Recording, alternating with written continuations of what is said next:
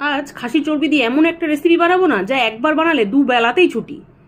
তাহলে শুরু করি। প্রথমে যখন বাড়িতে খাসির মাংস আসে তার সঙ্গে তো একটু চর্বি আসেই। সেই চর্বিটাকে নিয়ে প্রথমে ছোটো ছোটো করে কেটে নিয়ে শিলে পেঁয়াজ আর টমেটোকে আলাদা আলাদাভাবে বেটে নিই। এদিকে দুটো আলু নিয়ে সেটাকে চৌকো চৌকো করে কেটে নিলাম। এবার কড়াইতে তেল গরম করে জিরে ফোড়ন দিয়ে কুচনো পেঁয়াজ সেই তেলের মধ্যে দিয়ে লাল করে ভেজে কেটে রাখা আলুগুলো দিয়ে একবার নেড়ে চেড়ে টমেটো বাটা আর পেঁয়াজ বাটা দিয়ে একে একে রসুন কাঁচা লঙ্কা একসঙ্গে বাটা, নুন, হলুদ, কাশ্মীরি লঙ্কার গুঁড়ো, ধনে গুঁড়ো, জিরে গুঁড়ো দিয়ে খুব ভালোভাবে কষিয়ে চাপা ঢাকা দিয়ে দিলাম।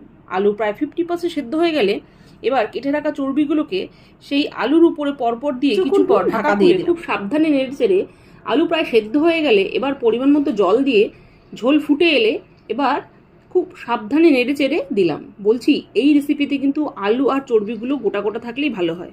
আলুগুলো ভেঙে গেলে তরকারিটা খেতেও ভালো লাগবে না আর দেখতে তো ভালো লাগবেই না।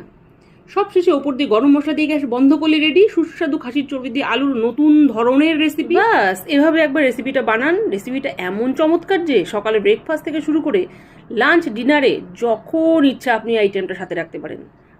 আর স্বাদ লাজবাব, কোনো কথা হবে না।